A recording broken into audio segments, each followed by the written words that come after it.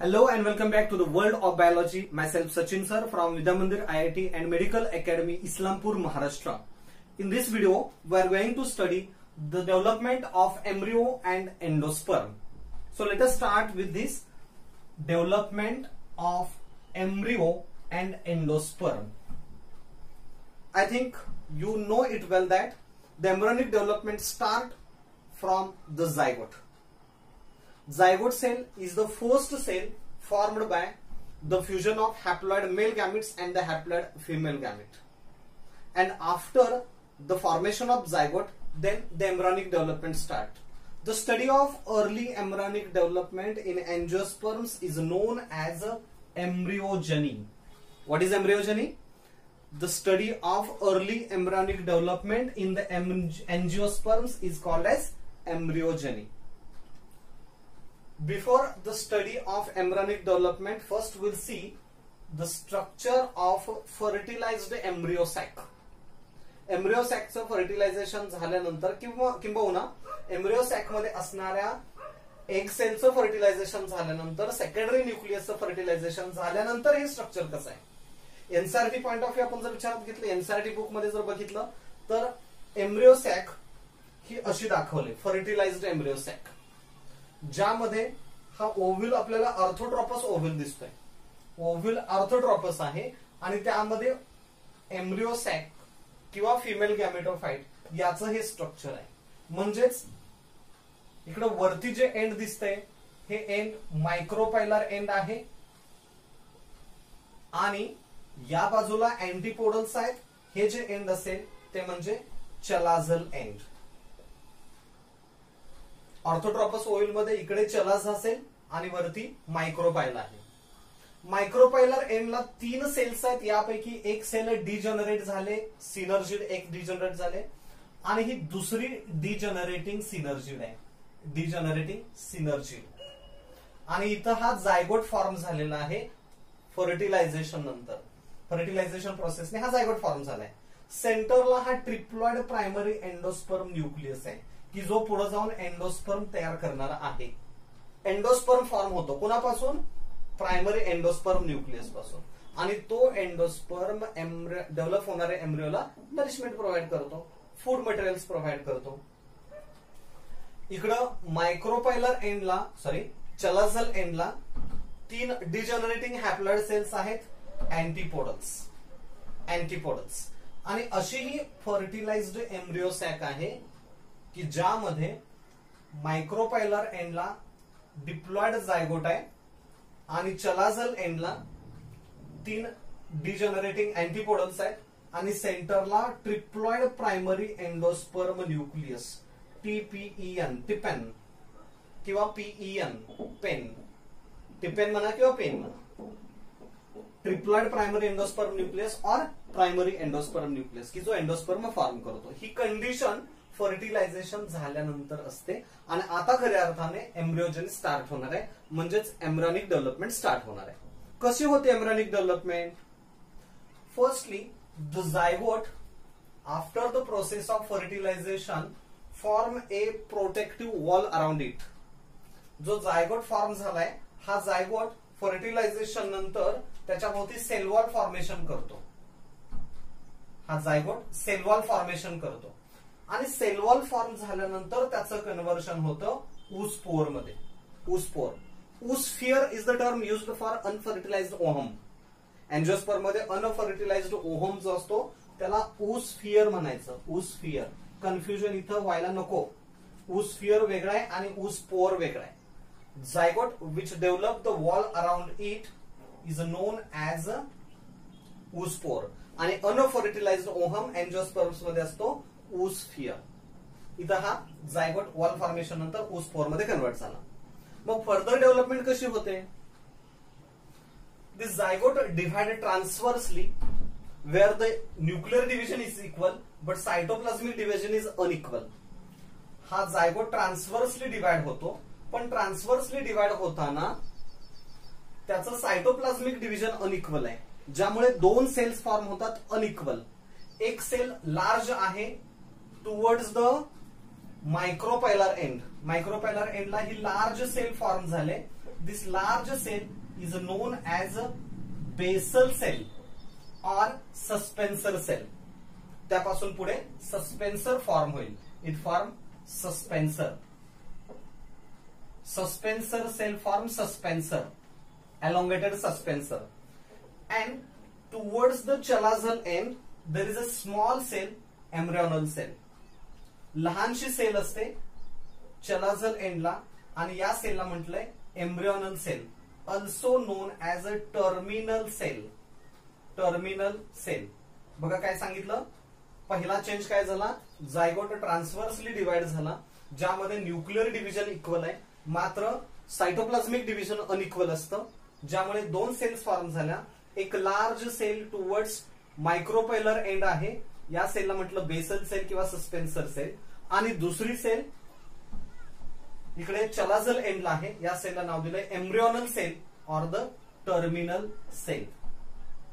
Terminal cell form embryo. Terminal cell किंवा embryonal cell form embryo, आणि suspensor cell or basal cell it form suspensor, elongated suspensor. हे diagram मध्ये इथं दिसतोय तुम्हाला, हा लॉंग सस्पेन्सर आहे.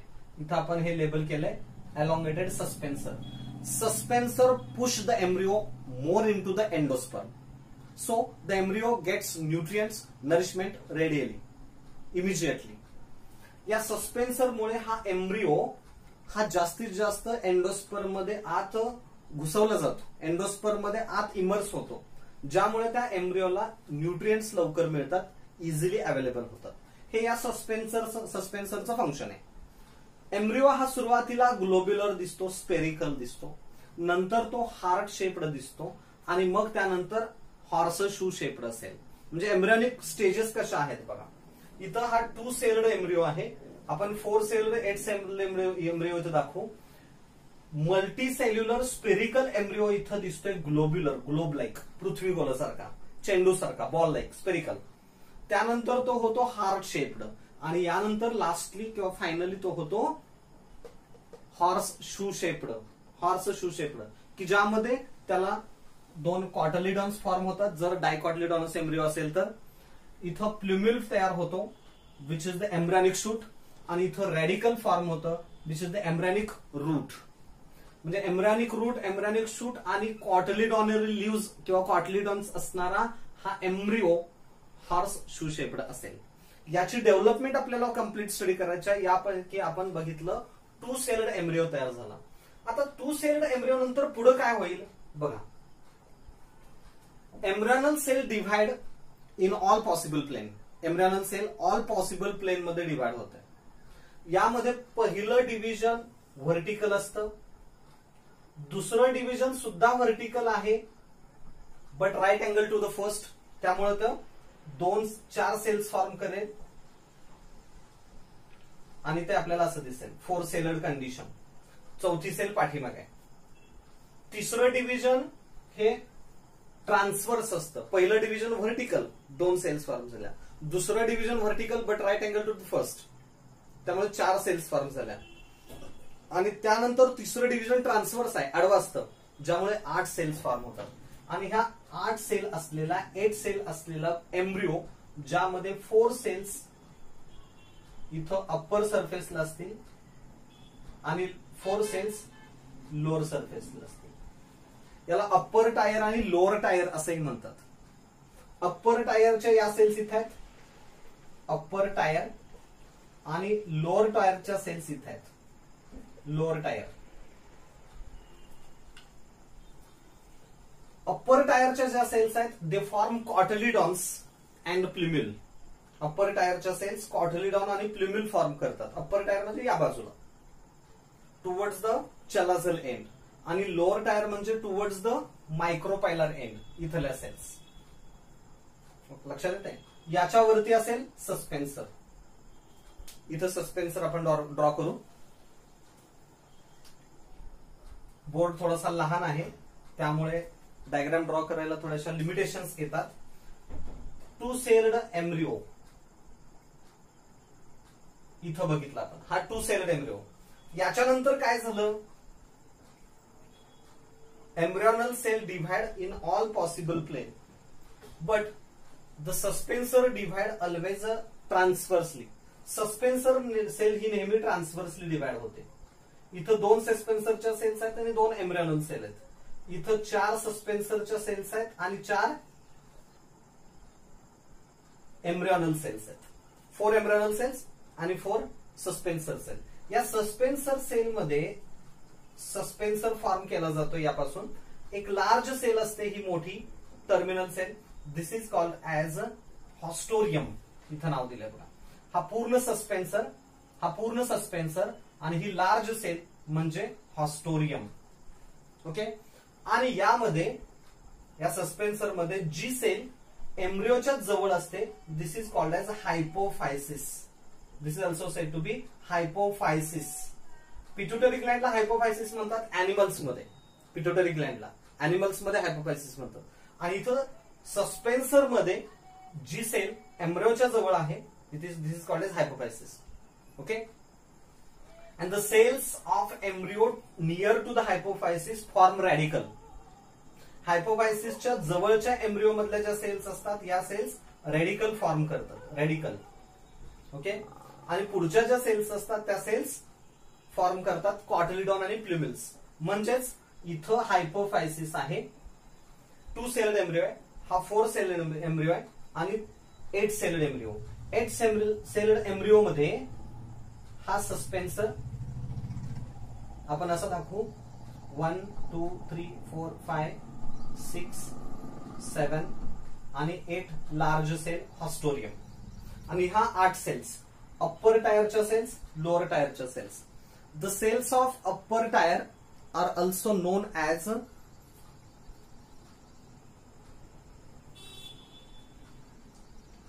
त्याचे लेबल्स डिफरंट आहेत, ते आपण नंतर स्टडी करू. इथे बघा. During the development of an embryo firstly zygote form wall around it and is known as oospore. It is divided transversely form 2 cells, embryonal cells, suspensor cell. Suspensor cell form the suspensor आणि ही sale नेहमी ट्रान्सव्हर्सली divide होते. त्यातली शेवटची cell असते ही haustorium. आणि embryonal cell divide 2 times by vertical division and 3rd time by transverse division. पुढचे plane durations irregular असतात. पुढचे प्लेन जे आहे डिव्हिजनचे ते इरेग्युलर असतात. And then it form spherical embryo. नंतर हा एम्ब्रियो स्पेरिकल तयार करतो. This spherical embryo then converted into heart shaped. नंतर तो हार्ट शेप्ड होतो. And finally it appear as a horseshoe shaped. यामध्ये ज्या सेल्स हायपोफायसिसच्या जवळ आहेत, हा हायपोफायसिस, हे हायपोफायसिस, याच्या जवळच्या ज्या सेल्स आहेत, दीज सेल्स फॉर्म रेडिकल म्हणजे एम्ब्रॅनिक रूट. आणि ज्या सेल्स इकडे अप्पर टायर मध्ये आहेत, अप्पर पोझिशनला आहेत इकडच्या, या सेल्स फॉर्म करतात cotyledons and the plumule. Plumule म्हणजे embryonic shoot. Cotyledons embryonic leaves, cotyledonary leaves. आणि रेडिकल हे एम्ब्रॅनिक शूट रूट असतं. अशा पद्धतीनं हा एम्ब्रिओ इथं फॉर्म होतो. एम्ब्रॅनिक डेव्हलपमेंट होते. ज्या एम्ब्रॅनिक डेव्हलपमेंटला आपण एम्ब्रिओजनी असंही म्हटलं. And the embryonic development is endosporic. Endosporic म्हणजे the development of embryo takes place inside the embryo sac, inside the endosperm. एंडोस्पर्मच्या आतमध्ये, एम्ब्रिओ सॅकच्या आतमध्ये डेव्हलपमेंट होते. So this development is also said to be एंडोस्पोरिक.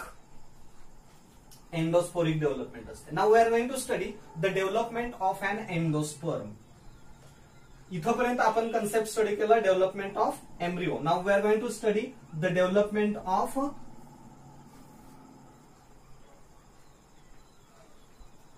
Endosperm.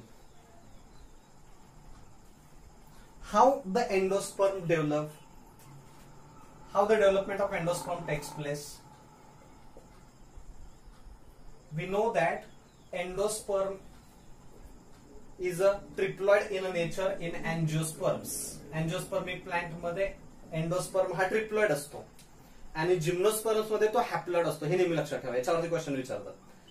The ploidy of endosperm in gymnosperms is always haploid आणि इथं diploid आहे. Triploid. Endosperm कोणापासून form होतो?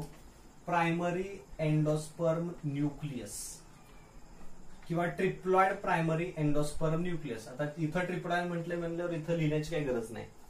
It form endosperm, तो तयार करतो एंडोस्पर्म. कसा फॉर्म करतो तो एंडोस्पर्म?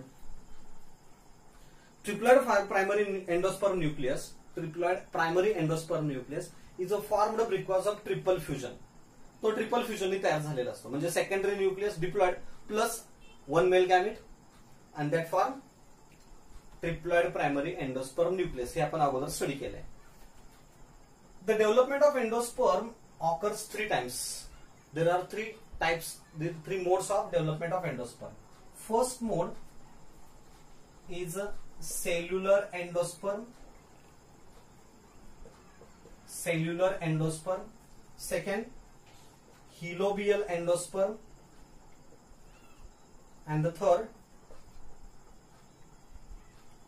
nuclear endosperm.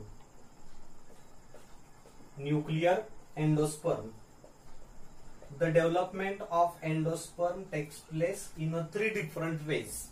3 प्रकारे डेव्हलपमेंट होते. Cellular endosperm, helobial endosperm and nuclear endosperm. हे 3 टाइप्स आहेत. Nuclear endosperm it is most common type of endosperm in एंजिओस्पर्म्स.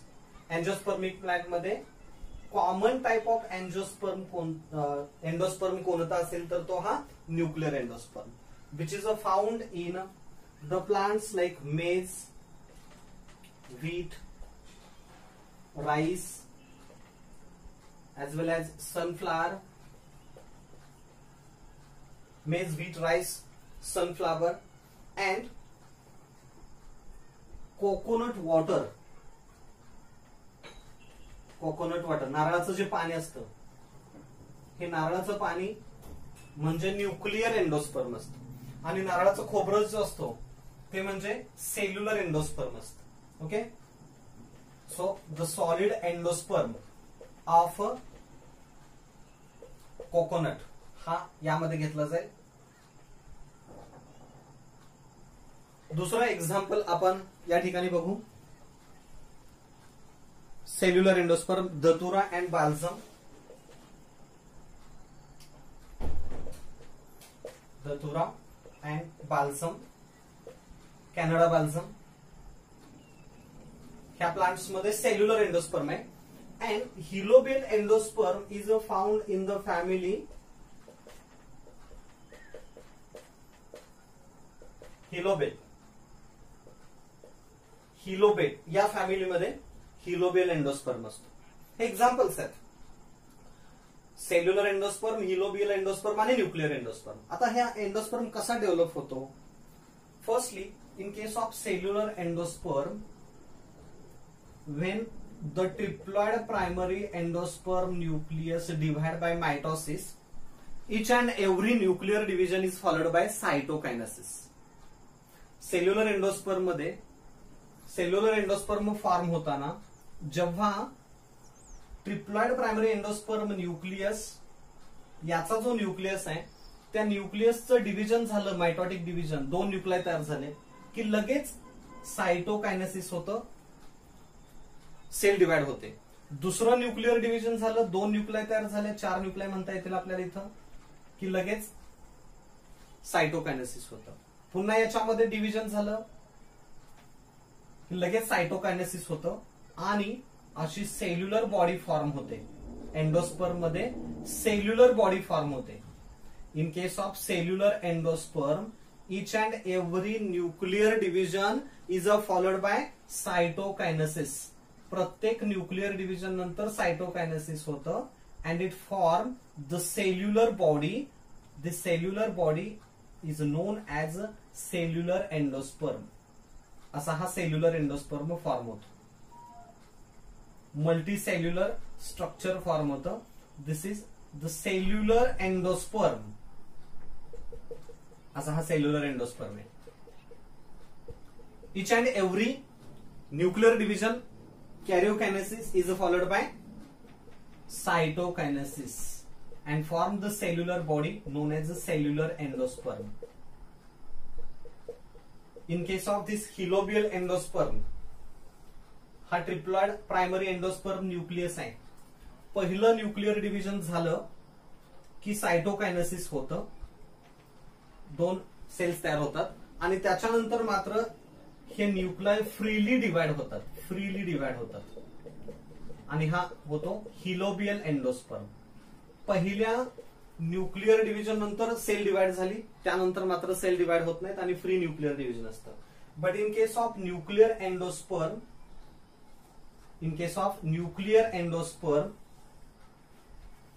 the nucleus divide freely without division of cytoplasm. सायटोप्लाझमचं division होत नाही आणि फक्त nucleus हा डिवाइड होतो freely. So it is a free nuclear endosperm. हा हिलोबियल एंडोस्पर्म, 2 हाफ सेल्स तयार झाल्या आणि इथं सेल्युलर एंडोस्पर्म. असे हे एंडोस्पर्मचे 3 टाइप्स आहेत. आजच्या व्हिडिओमध्ये आपण डेव्हलपमेंट ऑफ एम्ब्रिओ आणि डेव्हलपमेंट ऑफ एंडोस्पर्म या 2 थिंग्स स्टडी केल्या. In the next video we will study the types of embryo, dicot embryo, monocot embryo, and then we will study the seed and fruits. Okay, thank you.